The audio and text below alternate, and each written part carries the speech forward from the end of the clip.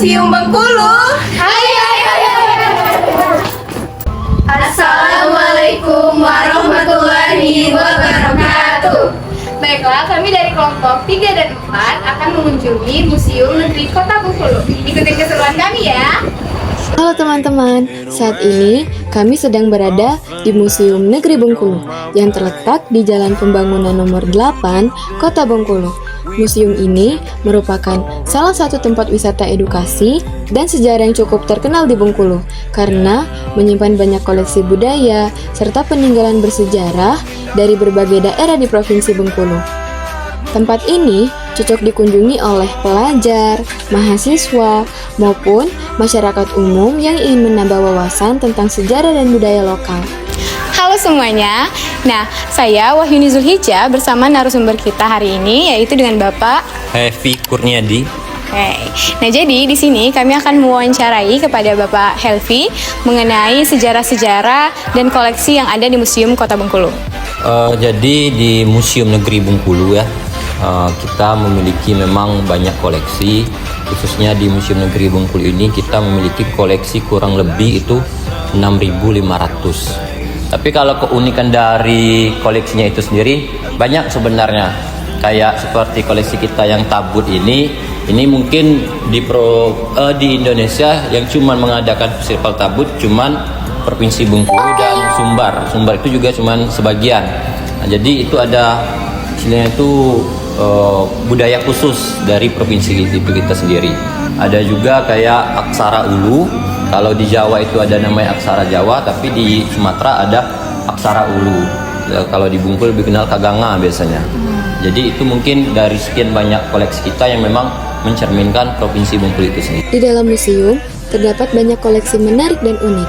Salah satu koleksi yang terkenal adalah kain besurek, yaitu kain khas Bengkulu yang memiliki motif perpaduan budaya lokal dan kaligrafi Arab. Selain itu, ada juga alat musik tradisional dol yang biasanya dimainkan saat acara adat tabak. Kami juga bisa melihat berbagai benda peninggalan masa penjajahan, peralatan rumah tangga tradisional, senjata tradisional, fosil, serta benda-benda prasejarah yang sudah berusia sangat lama. Nah, pertanyaan selanjutnya itu Pak, kalau boleh tahu bagaimana cara Museum Kota Bengkulu ini tuh merawat benda-benda bersejarah supaya tetap ada dan baik sampai sekarang? Kita di Museum Negeri Bengkulu khususnya untuk per hari itu kita pasti ada kebersihan khususnya di segi ruangan, baik itu lantai, kaca atau lemari koleksi. Tapi untuk koleksi itu sendiri kita ada tim khusus yang tadi yang bagian koleksi tadi. Jadi mereka yang memang menaungi bagaimana sih cara membersihkan ini yang baik, karena setiap koleksi ini beda-beda bahan.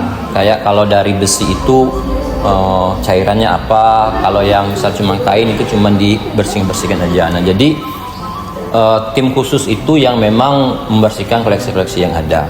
Fun fact lainnya, museum ini bukan hanya tempat menyimpan benda kuno saja, tetapi juga menjadi tempat pelestarian budaya daerah. Di beberapa waktu tertentu, museum ini juga sering dijadikan lokasi kegiatan edukasi, pameran budaya, hingga kunjungan sekolah. Jadi, suasananya tidak selalu serius, tetapi juga bisa menjadi tempat belajar yang menyenangkan. Nah Bapak, kan kita tuh banyak banget rumah-rumah bersejarah di Kota Bengkulu. Boleh nggak Pak bisa diceritakan satu rumah yang paling bersejarah di Kota Bengkulu gitu? Provinsi Bengkulu itu memiliki 9 asli suku. Jadi kita yang di koleksi kita ini kita baru bisa membuatnya itu ada 3 suku, yaitu Melayu Bengkulu, rumah suku Serawai, terus ada lagi rumah suku Rejang. Tapi biasanya yang lebih identik teman-teman itu kalau ke Taman Mini itu kan ada rumah adat yang memang dibuat bentuk besar. Nah, kita lebih ke yang ini biasanya lebih dikenal. Rumah Melayu Bengkulu. Namanya itu rumah Bubungan 5. Bubungan 5 itu ciri khasnya itu dari atapnya seperti 5 seperti itu. Jadi ada 5 segitiganya itu. Nah, itu lebih ke identik ya Provinsi Bengkulu. Bahkan kalau teman-teman lihat dari luar, Museum Negeri Bengkulu ini bentuknya kayak rumah Bubungan 5 ini. Nah, selanjutnya tuh menurut Bapak apa sih yang membuat sejarah Bengkulu ini punya ciri khasnya tersendiri daripada daerah-daerah lain gitu Pak? Sebenarnya kalau sejarah Bengkulu itu kalau lebih dikenal oleh masyarakat umum khususnya se-Indonesia, sebenarnya lebih ke floranya, yaitu tentang bunga rafflesia itu sendiri. Jadi bunga rafflesia itu kan ditemukan oleh residen Inggris waktu itu, yaitu Thomas Stafford Raffles.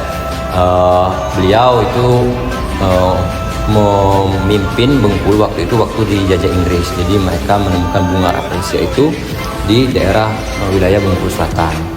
Itu salah satunya juga. Terus ada lagi sejarah yang memang belum banyak masyarakat ketahui, yaitu tentang emas yang ada di Tugu Monas itu. Nah, itu termasuk ada sumbangannya juga dari wilayah wilayah Bengkulu, yaitu daerah Lebong. Nah, jadi kalau secara umum seperti itu. Tapi kalau ciri khas khusus yang mungkin masyarakat Bengkulu itu sendiri belum tahu, lebih ke budaya kayak ada barong landong, itu masyarakat Bengkulu sendiri banyak belum tahu. Terus perlengkapan pertanian, apalagi tentang kain tenun, banyak masyarakat Bengkulu sendiri belum tahu. Jadi hal-hal seperti itu, itulah harapan kami, apalagi kayak teman-teman mahasiswa ini membantu juga mempromosikan terkait sejarah dan budaya. Untuk masuk ke Museum Negeri Bengkulu, harga tiketnya sangat terjangkau, yaitu hanya sekitar Rp3.000 per orang. Dengan harga tersebut, pengunjung bisa berkeliling dan menikmati seluruh koleksi museum sepuasnya tanpa batas waktu tertentu. Jadi, selain murah, tempat ini juga sangat nyaman untuk dijadikan tempat belajar sambil berwisata. How could you do this?